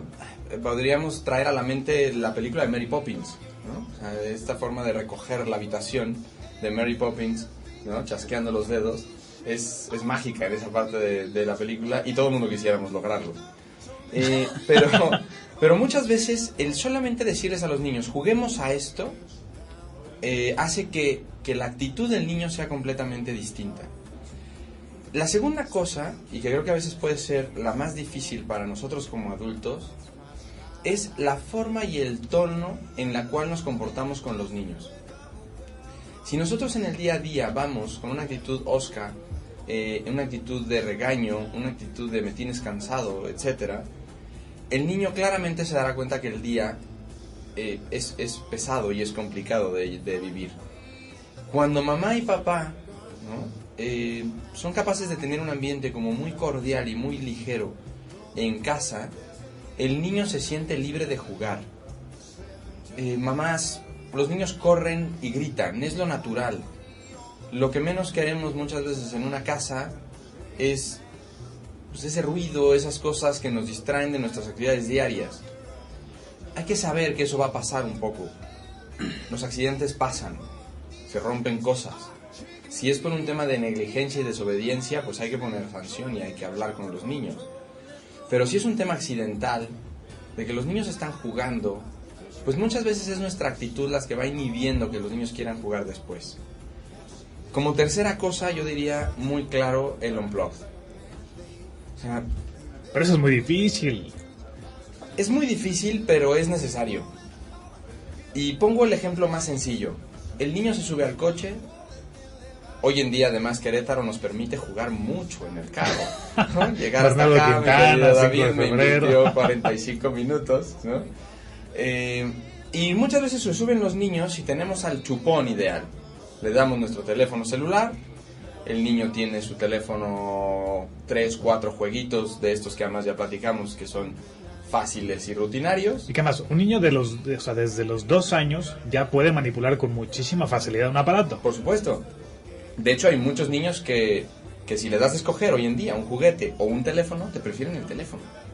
Las cartas de Reyes Magos de iPads y iPods han crecido de sobremanera, ¿no? Lo cual a mí me parece que es un ejemplo muy claro de que papá y mamá estamos perdiendo el tiempo con ellos. No estamos invirtiendo tiempo en jugar con ellos. Si nosotros eliminamos el teléfono del carro, el niño va a empezar a molestar a su hermano. Pero si en ese momento les ponemos una canción, o nos ponemos a jugar, ¿no?, una cosa muy boba que jugamos, por ejemplo, nosotros con nuestros hijos, ¿no? O sea, adivina el animal, ¿no? Piensas un animal y el niño te empieza a preguntar, ¿no? Pues tiene 4 patas, vive en el agua, vuela y tal. Tú le vas contestando sí, no, nada más. Hasta que él llega al animal que tú has escogido. El niño puede pasarse horas jugando a eso, ¿no? Si tienen alguna duda de que eso funcione, prueben algún viaje a Monterrey, etcétera. Pueden estar las 6 horas pensando animales distintos, ¿no? Porque los niños naturalmente el juego lo van a disfrutar más que cualquier otra cosa. Entonces, a veces el ambiente lúdico no lo ponemos a través de estar poniendo juguetes o cosas de estas con los niños, sino nosotros cambiando la disposición y la dinámica de casa, ¿no? Por supuesto que de repente darles un tiempo a cada uno es valiosísimo. Cuando tenemos niños de diferentes edades, ahorita los vemos nosotros mucho en casa, es muy prudente decir, voy a agarrar un juego de 15 minutos con cada uno de mis hijos. Y aunque jueguen los demás, pero este es el juego que escogió tal. Porque las aficiones de un niño de 7 no son las mismas que de una niña de 2. Y muchas veces, pues claro, nos divierten más las del de 7. Y olvidamos un poquito a la chiquita. Entonces, este es el ratito de mi juego para ella. Y a veces es incluso muy prudente decir, ustedes dos grandes no juegan ahora, ¿no?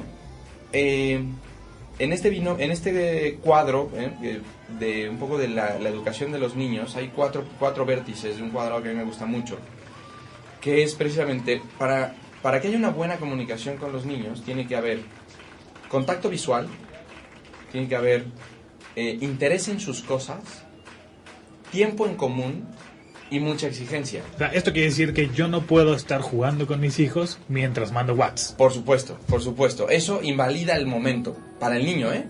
O sea, el niño naturalmente, o sea, el niño es muy listo. O sea, sabe que no lo estás pelando. Se da cuenta que no es un momento para él, ¿no? Que lo estás entreteniendo, eso se puede dar cuenta, pero que no es un momento para él, ¿no? El verlos a los ojos, el que ellos se den cuenta que estamos interesados en sus cosas, hará que a la larga como adolescentes tengan una mucho mayor comunicación con nosotros. Cuando esos 4 puntos no se dan de pequeños, posteriormente los vamos perdiendo y después será muy difícil recuperarlos. Y conforme van creciendo, hablando también de los adolescentes, y esto es un tema que, ¿no? Cómo hacer el día lúdico con los grandes, interesen sus cosas. ¿Qué le gusta hacer a mi hijo? Perdón, mamás, no les gusta hacer la tarea.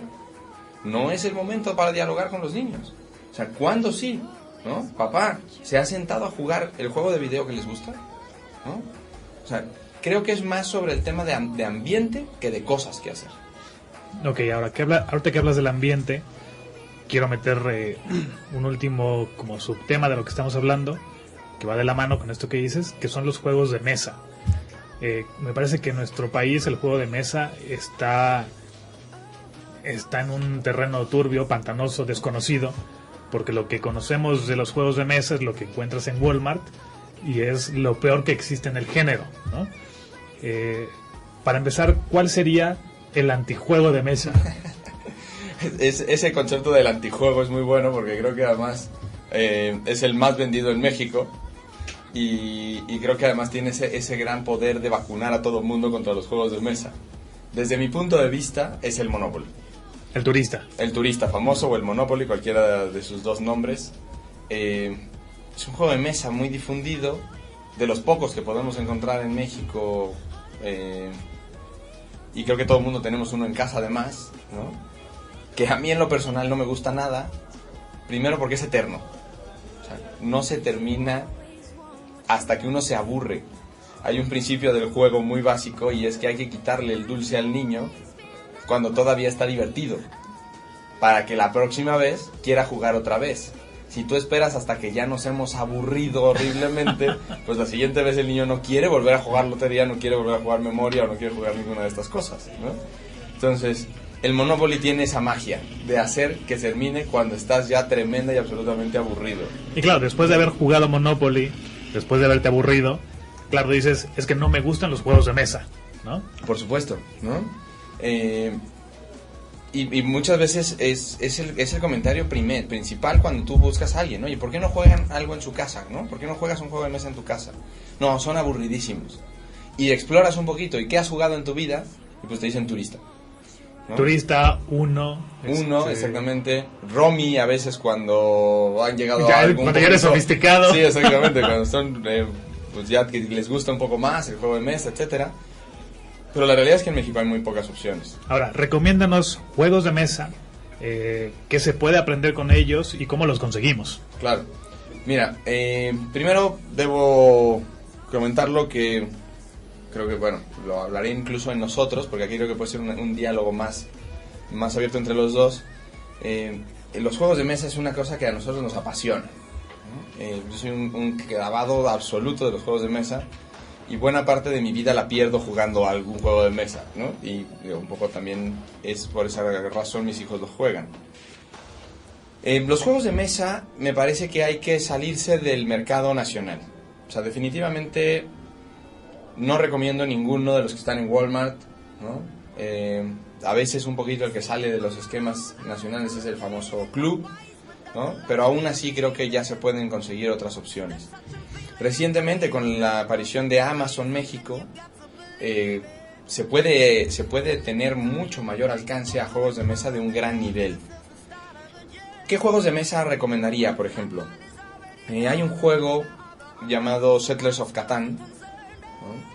Es un juego que, bueno, de entrada voy a comentar como el primer paradigma. Muchos de estos juegos que vamos a mencionar no tienen un dado, ¿no? Un dado de 6. Un dado de 6, ¿no? O sea, o ni siquiera tienen un dado, ¿no? ¿Por qué razón? Porque el centro del juego de mesa que verdaderamente nos puede llevar a una experiencia mucho mayor, se tiene que alejar del azar.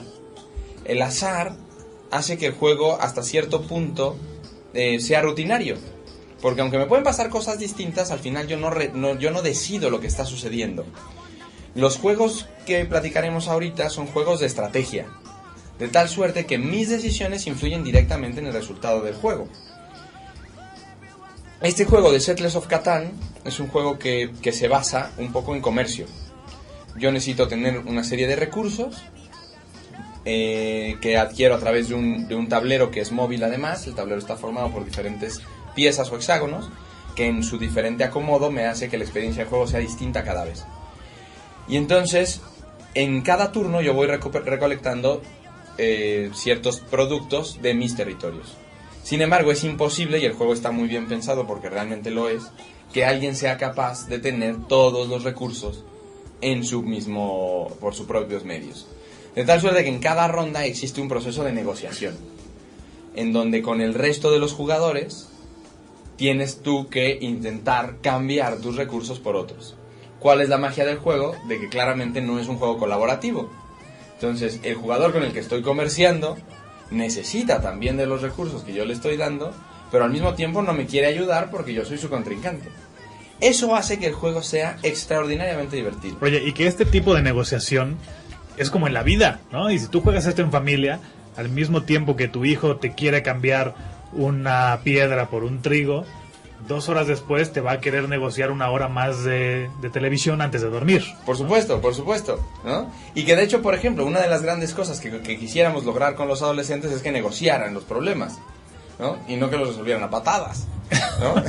Y muchas veces pues, es lo que acaba pasando, que manotean porque no han conseguido el permiso de la fiesta, etcétera, ¿no? Cuando sentándose a platicar posiblemente hubiéramos llegado a un acuerdo intermedio que es realmente la negociación. Y pasaría exactamente igual, ¿no? O sea, a veces yo necesito conseguir un borrego y tengo trigos, y como no me quieres dar el borrego, pues te ofrezco 2 o 3 borregos. Y el adolescente así puede ser: papá, no me dejas ir a la fiesta, quiero ir por lo menos un ratito, pues quizá negociaré con cosas que yo puedo ofrecer, ¿no? Que es algo que incluso con los alumnos platicamos mucho, ¿no? O sea, en una negociación tiene que haber un ganar-ganar, ¿no? Todo esto se educa tal cual en el juego. Yo me llevo una ventaja, tú también, ¿no? Y la negociación al final es justa, ¿no? Porque tú aceptaste y yo acepté, ¿no? Entonces son habilidades que se van desarrollando muy claras, y que incluso, por ejemplo, pensando en algunos otros juegos de estos de negociación, ¿no? Hay un juego muy raro, muy chistoso que se llama Sheriff of Nottingham, ¿no? O sea, claramente todo ese tema de inteligencias intrapersonales se van notando muy claros en este tipo de juegos. O sea, una persona que es muy capaz de negociar, se nota la ventaja que tiene en el juego, y el resto empieza a aprender de ello. Cuando uno juega con niños pequeños, los niños pequeños además, que son unas esponjas, van adquiriendo esas habilidades a través de sus padres, a través de sus hermanos grandes. Hablamos ahorita de Settlers of Catan, que es un juego donde puedes administrar un poco recursos y negociar. ¿Algún juego que tú recuerdes que hayas jugado donde pudieras tratar o aprender sobre el tema de la amistad? Bien, por ejemplo, estos juegos sobre el tema de la amistad, y quizá ampliaré un poquito el rubro de la amistad. Hay un mundo desconocido de juegos de mesa que son juegos colaborativos.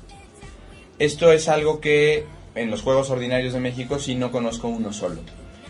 ¿Qué es un juego colaborativo? Es un juego en donde todos los personajes o todos los que participan deben vencer al juego. Juegan contra ciertas reglas determinadas ya del juego, y al final de determinado número de rondas venciste al juego o el juego te ha vencido. Platico de 2 juegos colaborativos. Uno es muy famoso y fácil de conseguir hasta cierto punto, y el otro es un poquito más rebuscado.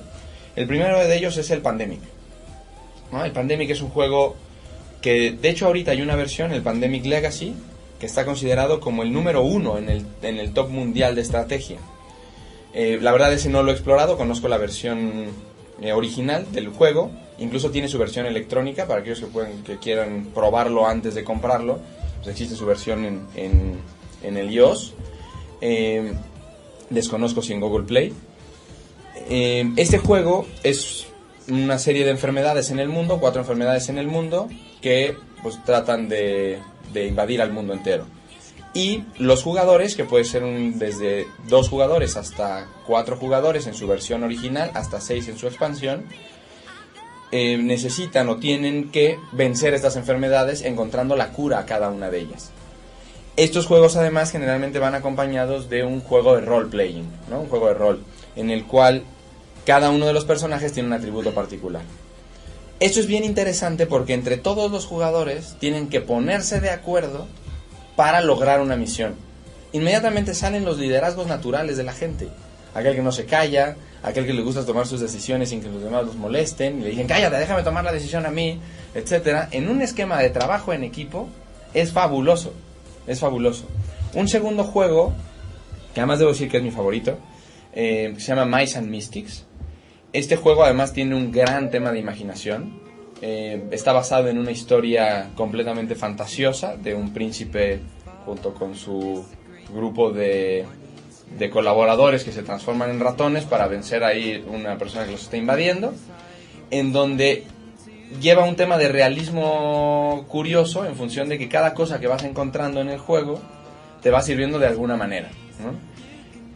Estos juegos, la realidad es que generan un ambiente muy atractivo entre los participantes, porque uno la pasa muy bien a lo largo del juego sin necesidad de decirle al otro te gané, ¿no? Es ganamos todos juntos.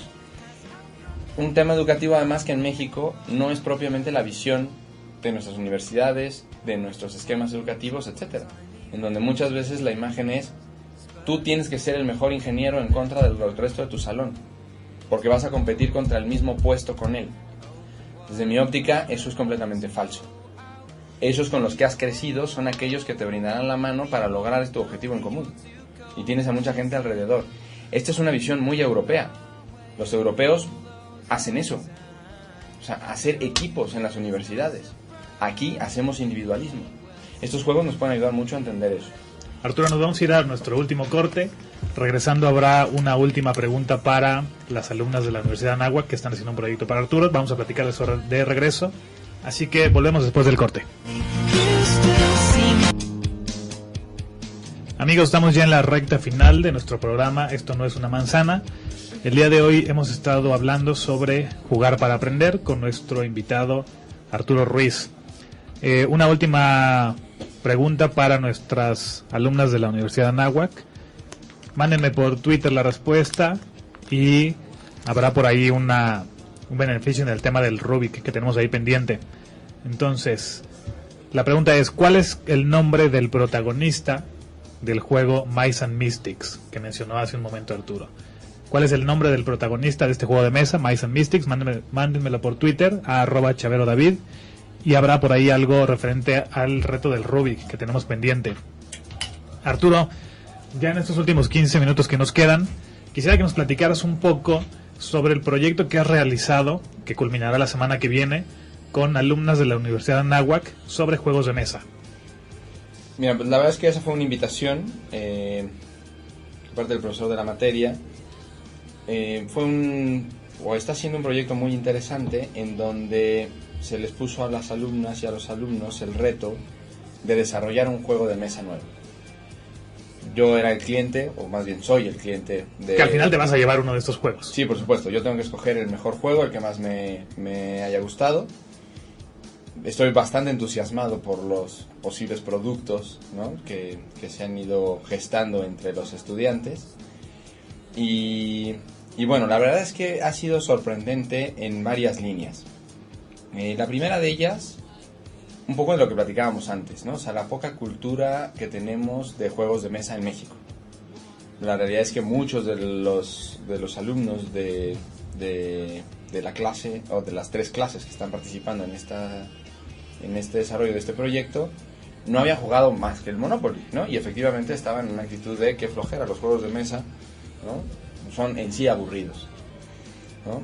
Ese fue como el primer impacto, me parece, que para los alumnos, como también para un servidor, ¿no? Posteriormente, uno se da cuenta que la creatividad puede llegar a niveles impresionantes, ¿no? Una de las cosas que quedaron como restricciones para el juego es que la temática era libre, precisamente para fomentar este tema de la creatividad. Y han salido cosas increíbles.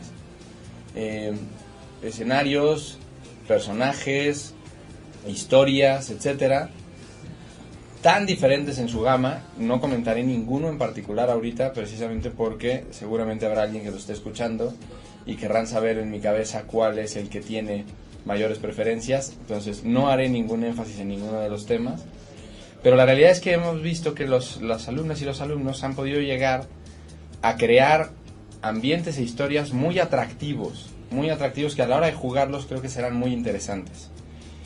Y finalmente, pues platicar un poco del tema de lo que implica un juego de mesa, ¿no? Hay algunos autores muy reconocidos a nivel mundial de juegos de mesa, ¿no? Antonio Bauza, por ejemplo, Antoine Bauza, perdón, de los creadores de Seven Wonders, precisamente, uno de los juegos que para mi gusto es de los mejores a nivel mundial. Que caray, cuando uno se mete a jugar los 3, 4, 5 versiones distintas de juegos que tienen, te das cuenta que la cabeza y la inteligencia que tienen estos tipos es impresionante. El juego de mesa, el desarrollo de un juego de mesa requiere de unas habilidades muy determinadas de manejo de recursos, de tiempos, de dinámica de juego, de hacer lo que sea divertido, que exija a la cabeza del que está jugando, que no lo haga imposible, que no lo haga eterno. Es manejar demasiados factores, ¿no? Factores a los que los alumnos y las alumnas de la Anáhuac se están enfrentando ahorita. Creo que para ellos será una gran experiencia, que espero que además tenga el resultado de que adquieran esta sensibilidad de lo que es trabajar con un cliente, ¿no? Muchas veces terminamos nosotros la universidad y en la vida nos hemos enfrentado cara a cara con una persona que nos exigirá un resultado como tal. La calificación nos la exige el profesor, pero al final es mi culpa y yo asumiré si es buena o mala y no me preocupa. Pero con un cliente no puedo hacerlo. Entonces, está siendo un proyecto bien interesante. Yo espero que los resultados sean excelentes, ¿no? Aquellos equipos que se han llevado sus días extras, aprovechenlos bien, ¿no? Son valiosos. Son muy valiosos, son muy valiosos. Y como último consejo para ellos es, hay que tenerlos listos 2-3 días antes de la entrega, porque hay que jugar antes para saber si el juego fue divertido, funcional o no, ¿no? Oye, en una de las entrevistas, bueno, en este proceso del proyecto de juegos de mesa con estos chicos de universidad, primero tú mandaste un brief donde especificabas qué cosas necesitabas o qué cosas esperabas en tu producto. Una semana después tuviste una entrevista de 5 minutos con cada uno de los equipos. Recuerdo que en una de esas entrevistas tú mencionabas o dijiste la frase, estamos jugando a ser profesionales, ¿no? En la universidad, ¿deberíamos de jugar más? Yo estoy convencido que sí, ¿no? ¿Por qué? Porque a través de este jugar a ser profesionales es que los alumnos creo que se pusieron... En esa primera entrevista todavía estábamos en un lugar, en un momento en donde me parece que no habíamos entendido la magnitud del proyecto. Después de esa entrevista, en una sola semana vi un cambio abismal en todos los equipos, en lo que estaban trabajando y en lo que habían pensado originalmente. O sea, finalmente el jugar a ser profesionales es lo que nos permitió en ese momento tomar en serio este proyecto. Tú tienes varios ya exalumnos en universidad, varios de aquí de Querétaro y fuera del estado. Tú fuiste docente, eres ingeniero industrial, ¿cierto? Correcto. Por ejemplo, en tu área, en la ingeniería, cuando dabas clases en universidad, ¿a qué puede jugar un ingeniero de tercer semestre para aprender cosas? Mira, la primera cosa que jugamos, bueno, una de las cosas que más recuerdo de una de mis materias fue precisamente jugar a hacer un camioncito, ¿no? Entonces, como ingenieros industriales, teníamos que manejar una máquina de control numérico con una especificación de .003 milímetros en tolerancia más menos, ¿no? Lo cual cuando te lo dice un profesor, pues te genera una pereza brutal. Y entonces el proyecto de ese año fue que entre todos los equipos fabricáramos 10 camioncitos de metal, ¿no? Para jugar con ellos, tal igual, un camioncito de juguete. Y es curioso cómo son esas las clases que más recuerdas de la universidad, ¿no? Pudieron haberme enseñado los códigos de programación de la máquina de control numérico y enseñarme a hacer un engrane y hubiera sido lo mismo. Pero regreso a la respuesta, ¿no? A la mamá que nos escribió. O sea, la palabra jugar, la palabra hacer algo divertido, nos cambia la disposición por completo de las cosas. Uno de los juegos de administración, por ejemplo, que recuerdo también de las universidades que hacen varias veces, es precisamente en el tema de planeación, control, bueno, planeación, ejecución, control y... ¿no? En este círculo, por ejemplo, se puede hacer una cosa muy sencilla con un juego de Lego, ¿no? En el cual solamente un bloque los ve, que son precisamente de la zona de planeación. tú les permites a ellos organizar el tiempo que gusten, preparar, ¿no? Cuánto van a dedicar la planeación, estructura, hacer manuales, instructivos, etcétera, y posteriormente con una réplica de piezas lo tienen que armar. Los resultados son fatídicos generalmente, ¿no? Jamás vi que uno de las réplicas quedara siquiera parecida al original. ¿Por qué? Porque no sabemos hacer estas cosas. Y cuando te lo platican en la clase de administración, ¿no? Y te platican de todo este círculo, etcétera, pues te parece muy lógico y ya, pero hasta que no lo vives, entonces no lo aprovechas y no lo disfrutas realmente. O sea, al final la vida es disfrutar, el jugar es disfrutar. Y al mismo tiempo los universitarios me parece que en todo este tipo de cosas, y tomando el tema de los juegos de mesa, o sea, un juego de mesa sencillo, como decíamos originalmente, no tiene que ser educativo. Simplemente el estar jugando algún juego de mesa, pues nos ayuda a que nuestra cabeza esté funcionando de una manera distinta, a generar capacidad de análisis, de reflexión, de toma de decisiones. O sea, cualquier juego de mesa aplicado en una clase de universitarios, estás utilizando todas las habilidades de gestión que tú quieres en una persona que esté trabajando profesionalmente. Arturo, ya casi nos vamos, nos quedan como 5 minutos, pero tengo una pregunta más. Tú trabajas mucho con las familias, ¿no? No solo como el alumno como persona aislada, sino en todo el tema familiar. ¿Tú cómo pondrías ante una familia que quiere comprar un iPad, un juego, un Xbox, Wii, lo que sea? Es decir, ¿qué pasa si pones el juego de mesa versus el PlayStation, ¿no? O sea, ¿qué pesa más? ¿Cuál te sirve más? ¿Tú qué preferirías? Bueno, el PlayStation es apasionante. Y de hecho, cuando una mamá o un papá no entienden por qué su hijo está pegado en el PlayStation, es porque no lo han jugado nunca. O sea, son súper interesantes. ¿Cuál es el problema? Que el juego de mesa, el PlayStation como tal, es un juego que individualiza a las personas, las mete un poco en sí mismos, los ensimisma. El juego de mesa, si no hay un otro, no puedes jugarlo. Hay algunos que puedes jugar solo, pero incluso esos son aburridos, ¿no? Claramente yo me iría, por supuesto, por un juego de mesa. Voy a hablar del mejor juego, o sea, de los mejores juegos de mesa, de los que hemos platicado ahorita, de estos 3 que hemos platicado aquí en el programa. Pero podríamos ampliar el abanico a otros 10 más. Sus costos estarán oscilando, ¿no?, entre los 700 y los 1,000 pesos. Un PlayStation te cuesta alrededor de 7,000 pesos. O sea, yo con el presupuesto para un PlayStation puedo comprarme 7 juegos de mesa distintos. Y que además no van a caducar. Y que además no caducan, efectivamente. El PlayStation por sí mismo, además, no sirve. Necesitas comprar juegos. Y cada vez hay que estarlos cambiando, etcétera. En el colegio nosotros hay un día por las tardes que hacemos juegos de mesa con los alumnos.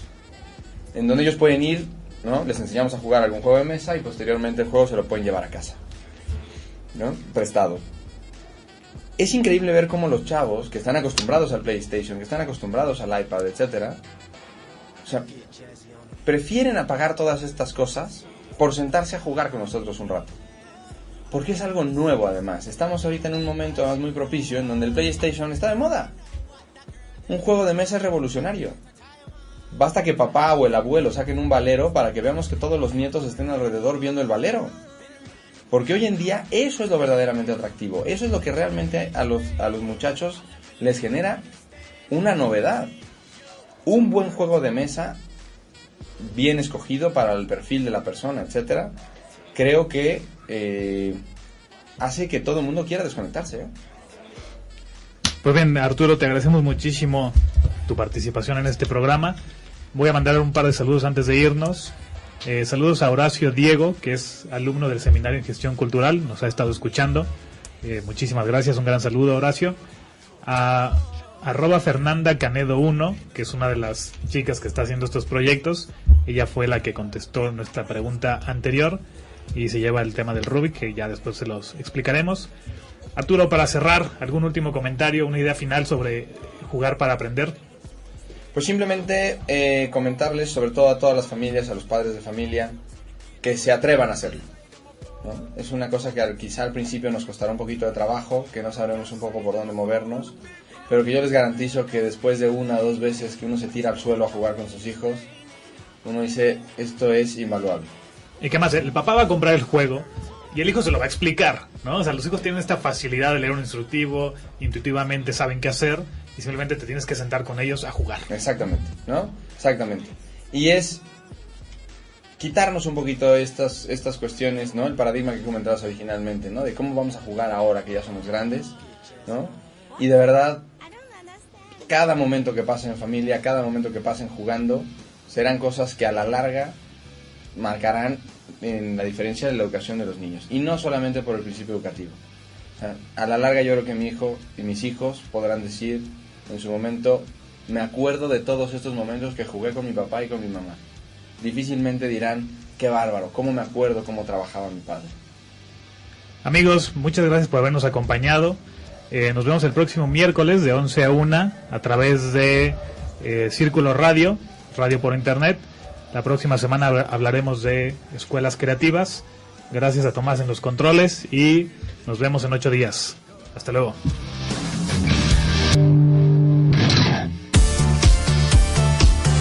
Esta fue una producción de Círculo Radio, transmitiendo en vivo desde Querétaro, México.